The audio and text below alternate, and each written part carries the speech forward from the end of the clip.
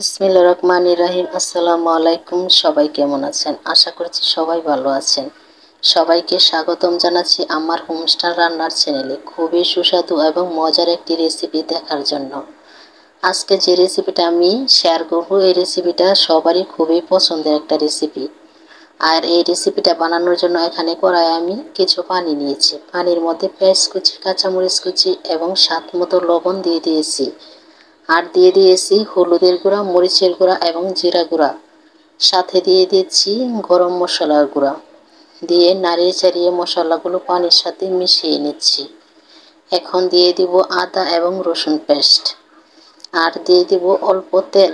এই তেলটা দিলে ডোটা ভালো মতো সুন্দর পারফেক্টভাবে বানানো হবে। এখন পানিতে বলক উঠে আসছে। এখন দিয়ে দিব এখানে চালের গুঁড়া। চালের গুঁড়াটা দিয়ে ভালোভাবে পানির সাথে মিশিয়ে নেব এবং সুন্দর ভালোভাবে একটা ডো তৈরি করব। আর এই রেসিপিটা আমি মনে করছি সবারই অনেক পছন্দ হবে। এই জাল জাল পিঠাগুলো খেতে খুবই ভালো লাগে এবং খুবই মুচমুচে হয়। আশা করছি রেসিপিটা আপনাদের কাছে খুবই ভালো লাগবে। এখন দিয়ে দিচ্ছি এখানে চিলি ফ্লেক্স। এই চিলি ফ্লেক্সটা দিলে পিঠার স্বাদটা দ্বিগুণ হয়ে যায়, খেতে খুবই ভালো লাগে। আশা করছি আপনারা এখানে চিলি ফ্লেক্সটা দিতে চেষ্টা করবেন, তাহলে দেখবেন পিঠা খেতে অনেক মজা হবে। এখন হাতে কিছু পরিমাণ তেল নিয়ে ডোটা ভালো মতো মথে নিচ্ছি। ডোটা যত ভালোভাবে মথবেন পিঠাগুলো ততই ভালো হবে। আর এই কাজটা একটু সময় নিয়ে করতে হবে। এখন তৈরি করব পিঠাগুলো। আমি এখানে তিনভাবে পিঠাগুলো তৈরি করছি, আপনারা দেখে বুঝে নেবেন। এখন আমি একটা রুটি বানিয়ে নেব। আশা করছি রেসিপিটা আপনাদের কাছে ভালো লাগবে। যদি ভালো লাগে তাহলে ভিডিওতে লাইক দিয়ে চ্যানেলটা সাবস্ক্রাইব করে আমার চ্যানেলের সাথে থাকবেন এরকম নিত্য নতুন ভিডিও পেতে হলে। এখন একটা রুটি বানিয়ে নিচ্ছি। রুটিটা এখানে আমার বেশি একটা ভালো হয় নাই, চারিদিকে ফাটা ফাটা হয়ে গেছে। আর এই রুটিটা ভালো হওয়ার দরকার নেই, একভাবে বানিয়ে নিলেই হবে। কারণ রুটিটার মাঝখান থেকে আমি কেটে নিব, চারিদিক এভাবেই থাকবে। এখন একটা কাপ দিয়ে আমি পিঠাগুলো কেটে নিচ্ছি। আপনারা যে কোনো জিনিস দিয়ে এভাবে কেটে নিতে পারবেন। এভাবে এটা দিয়ে কাটলে চারিদিকে একটা সুন্দর ফুলের ডিজাইন হবে। এভাবে আমি কিছু পিঠা বানিয়ে নেব। এভাবে কিছু পিঠা বানিয়ে নেওয়ার পর আরেকটা ডিজাইন দেখাবো। আমি আবারও আরেকটা রুটি বানিয়ে নিচ্ছি। এই যেটুকু ডো রয়ে গেছে এটার সাথে আরেকটু ডো নিয়ে আরেকটা রুটি বানিয়ে নিচ্ছি। আরেকটা রুটি বানিয়ে আবারও আমি এইভাবে কেটে নেব। আপনারা একবার হলো এই পিঠার রেসিপিটা ট্রাই করবেন, দেখবেন খেতে ভীষণ মজা হয়। আর এই পিঠাগুলো খেতে খুবই মুচমুচে হয়। পিঠাগুলো গরম গরম খেলে খুবই ভালো লাগে। আবারও আমি এই কাপ দিয়ে কেটে নিচ্ছি। আপনারা চাইলে গ্লাস কিংবা অন্য যে কোনো জিনিস এরকম থাকলে ওইটা দিয়ে কেটে নিতে পারবেন। এভাবে আমি অনেকগুলো পিঠা বানিয়ে নিয়েছি। এখন দেখাবো অন্য একটা ডিজাইন।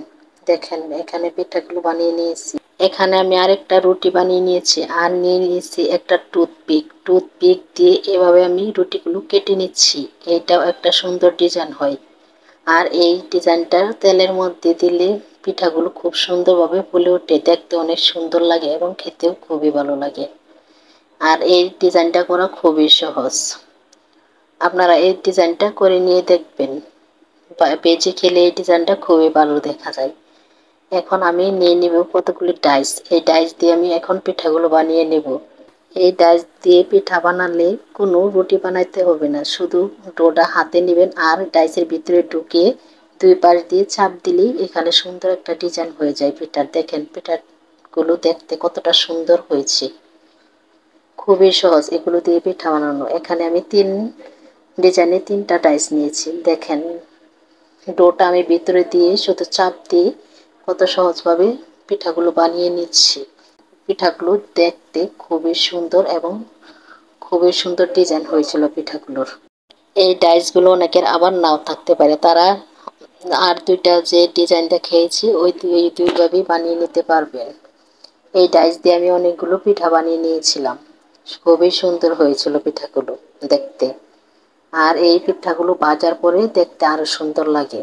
দেখেন এখানে আমি সবগুলো পিঠা বানিয়ে নিয়েছি, দেখতে কত সুন্দর হয়েছে পিঠাগুলো, কত সুন্দর ডিজাইন হয়েছে। এখন আমি পিঠাগুলো ভাজার জন্য চুলায় একটি ফ্রাই প্যান বসিয়ে দিয়েছি। ফ্রাই প্যানে তেল দিয়ে তেলটা গরম হয়ে এলে এক এক করে পিঠাগুলো দিচ্ছি। দেখেন পিঠাগুলো কত সুন্দরভাবে ফুলে উঠছে। আর এই পিঠাগুলো খুবই মুচমুচে করে আমি ভেজে নিয়েছিলাম। আর এই পিঠাগুলো একটু সময় নিয়ে ভাজতে হবে।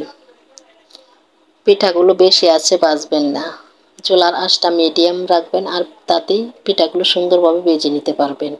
দেখেন পিঠার কালারটা কত সুন্দর হয়েছে।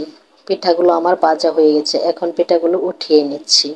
এই পিঠাগুলো উঠিয়ে নেওয়ার পর আমি ওই ডাইস দিয়ে করা পিঠাগুলো ভেজে নেব। আপনারা বিকালের নাস্তা হিসাবে এই পিঠাগুলো বানিয়ে নিতে পারেন।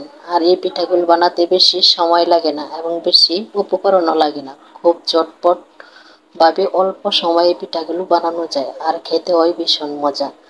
বিকালবেলা এই পিঠাগুলো বানিয়ে দিলে বিকালের নাস্তাটা খুবই মজার হবে আর সবাই পছন্দ করে খাবে। পিঠাগুলো এক পাশ হয়ে গেলে এভাবে উল্টিয়ে দিচ্ছি। আর এই পিঠাগুলো আমি খুব মুচমুচে করে ভেজে নিয়েছিলাম। আশা করছি এই পিঠা রেসিপিগুলো আপনাদের কাছে যদি ভালো লাগে তাহলে আপনাদের ফ্রেন্ড অথবা ফ্যামিলির সাথে শেয়ার করবেন। আর এই পিঠাগুলো আমি খুবই মুচমুচে করে ভেজে নিয়েছিলাম। দেখেন পিঠার কালারটা দেখতে কতটা সুন্দর হয়েছিল। এই পিঠাগুলো ভিডিওতে এত একটা সুন্দর লাগছে না, তবে সামনে দেখতে খুবই সুন্দর লাগছিল। ডিজাইনটা খুব সুন্দরভাবে বেশি উঠছিল। পিঠাগুলো যাকে দিবেন সে দেখতে অনেকটা পছন্দ করবে খাওয়ার চেয়ে। রেসিপিটা দেখে যদি আপনাদের কাছে ভালো লাগে অবশ্যই বাসায় একবার হলেও ট্রাই করবেন, দেখবেন এই পিঠাগুলো খেতে কতটা মজা হয়। যারা এতক্ষণ ধরে আমার ভিডিওটা দেখছেন সবাইকে অসংখ্য ধন্যবাদ জানাচ্ছি। আল্লাহ হাফেজ।